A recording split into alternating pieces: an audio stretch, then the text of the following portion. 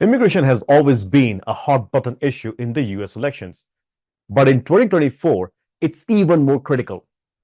Now, with debates about illegal crossings, visa policies, and the impact on the economy, voters are beginning to ask, and they are considering what should be done in this election. Immigration has always been a hot button issue in the US elections, but in 2024, it is more critical. With debates about illegal crossings, visa policies, and the impact on economy, voters are being asked to consider their stance very carefully. Now, in this explainer video, we'll break down the key numbers, discuss the burden versus benefit of a broken immigration system, and show how both parties are using immigration to woo voters. First, let's look at the numbers. How many undocumented immigrants are currently in the US? And how have border crossing changed between both the administrations? Under President Trump in 2019, there were about 977,000 border crossings, a very significant number. But Trump's Remain in Mexico policy and stricter asylum policies aim to reduce these numbers. His administration also emphasized on the construction of the border wall. Now, under Biden administration, he faced significant challenge. In 2021, the numbers of crossing and again illegal crossing surged to 1.7 million, the highest on the record. Critics argue that Biden's rollback of Trump-era policies like Title 42 and a more lenient approach contributed to this increase. So why does this massive influx matter to voters? Now let's break it down in terms of impact. Does a broken immigration system put burden on American citizens? Now, for many Americans, illegal immigration represents a potential strain on social services and public safety.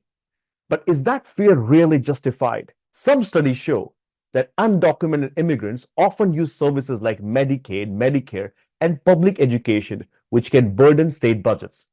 For example, states like California spend billions annually on healthcare for the documented population.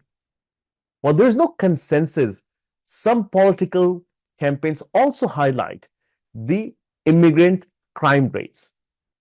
The studies suggest that crime rates among undocumented immigrants are often lower than the native-born citizens.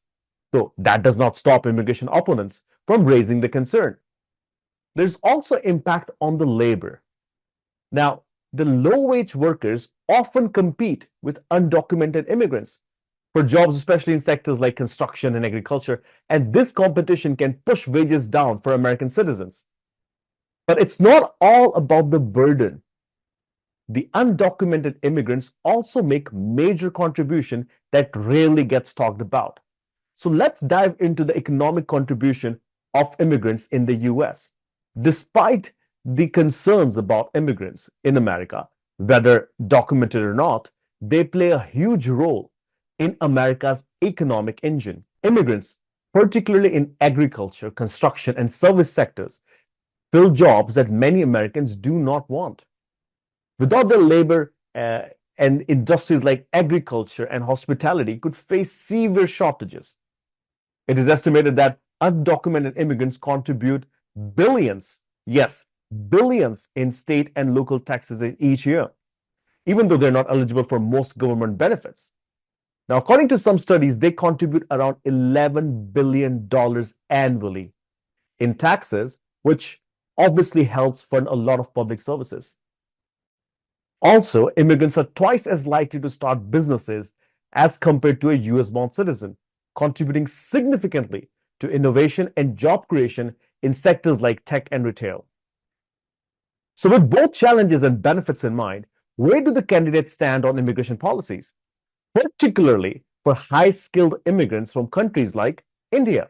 Let's talk about what Trump administration versus Harris administration would do for long-time Indian visa holders. Now, as we all know that Indian immigrants are one of the fastest growing immigrant groups in the US, particularly in technology, healthcare, and even politics. So how will Trump and Harris impact visa statuses? Trump's administration was marked by a more restrictive approach to immigration, including H-1B visas. His policies aim to reduce the number of these visas in favor of American workers, though he did propose giving green cards to international students after they graduated so as to retain the talent here in the US. Now, this could be a positive sign for high-skilled Indian workers. As a daughter of Indian immigrant, Harris has shown more openness towards immigration reform.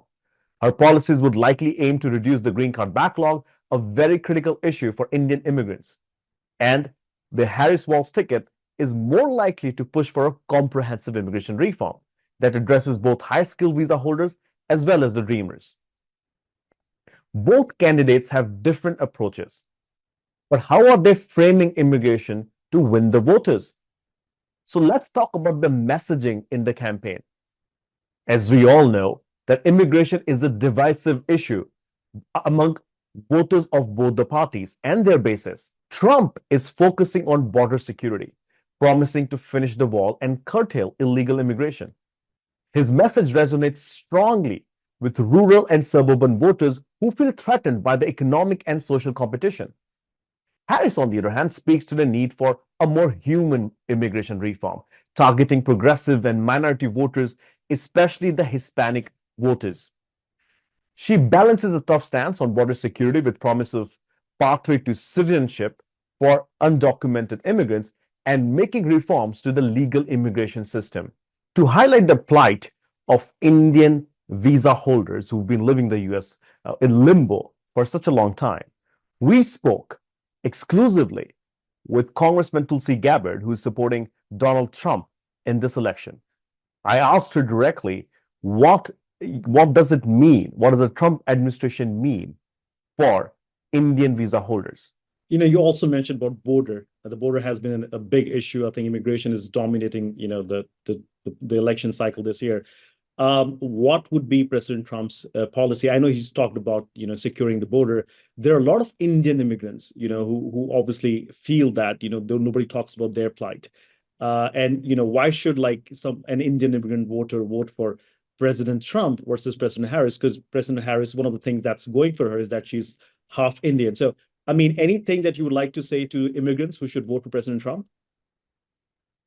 I would encourage Indian immigrants who are here in our country and contributing to our economy, starting businesses, innovating in technology, to not fall into the Kamala Harris trap of identity politics and vote based on ethnicity. I would encourage them to ask the Kamala Harris campaign or do their research. What has Kamala Harris, as someone whose mother immigrated from India, what has she done for Indian Americans today? What has she done for Indian immigrants here in our country? I know the short answer to that. The short answer to that is nothing. The same issues and challenges with green cards, with children, Indian immigrants who are here on green cards and who have kids who turn 18 and now are facing a situation where they don't have any access to legal status and an extremely broken legal immigration system.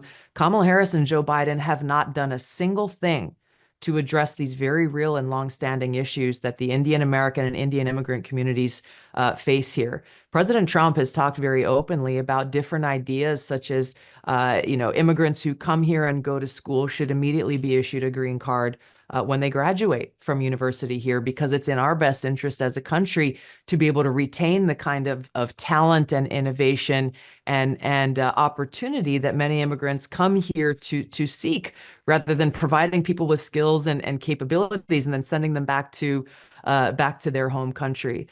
President Trump has talked about recognizing the growth and the benefit that the United States and our economy gains from many immigrants from different parts of the world, but especially and including Indian immigrants. So I have no doubt that President Trump sees the opportunity here and will do all that he can in order to address these longstanding issues and fix what Kamala Harris and Joe Biden have broken, especially with our illegal immigration system, which again is a slap in the face to many immigrants who stand in line, Indian immigrants especially, who stand in line, follow the rules, pay a lot of money just to work through this green card pipeline, only to see to their left and their right illegal immigrants coming into our country with no consequence, and essentially being promised by Kamala Harris and Joe Biden that they will have a pathway to citizenship in a way that many Indian immigrants who have followed the rules don't see for themselves. That was Tulsi Gabbard questioning what Biden and Harris administration has done for Indian visa holders and Indian immigrants who are living in the US. I also asked the same question to Congresswoman Pramila Jayapal. I asked her what it meant when Tulsi Gabbard said that Kamala Harris and President Biden have not done enough for immigration.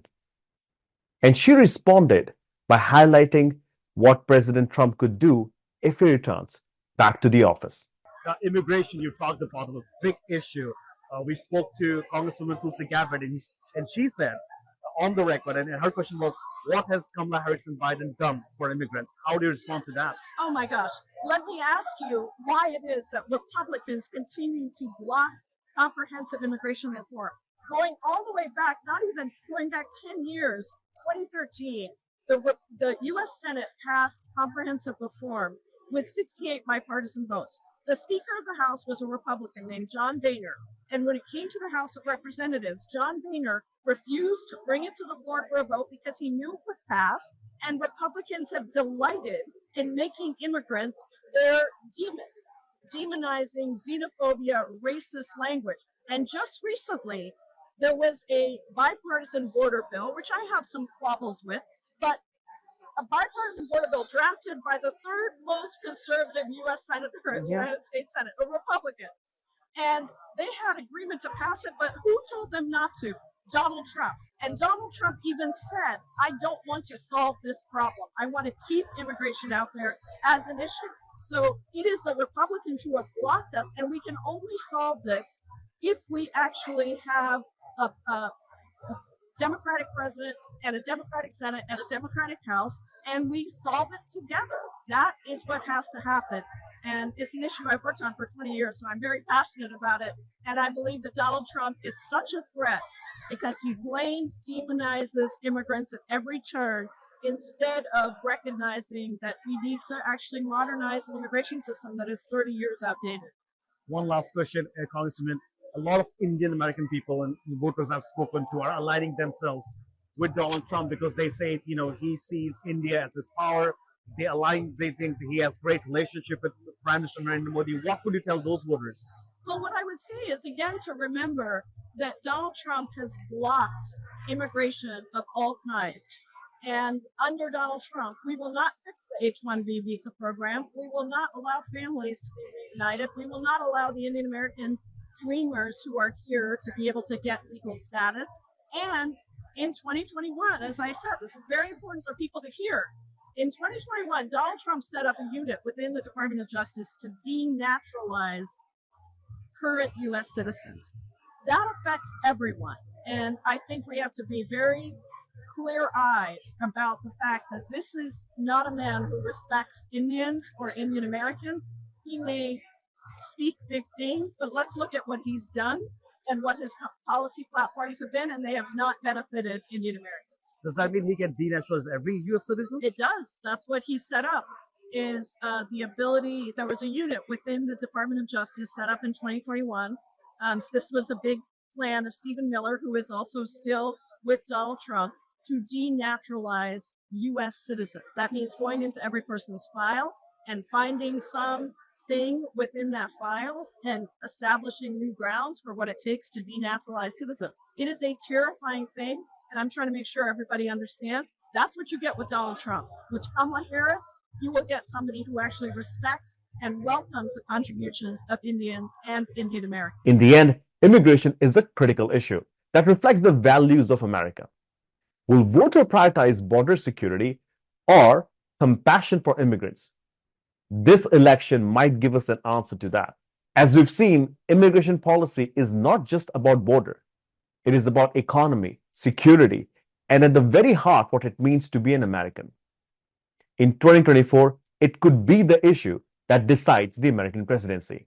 As we get closer to the US election, we'll keep bringing more explainer videos for you to understand what is at stake in the race for the White House.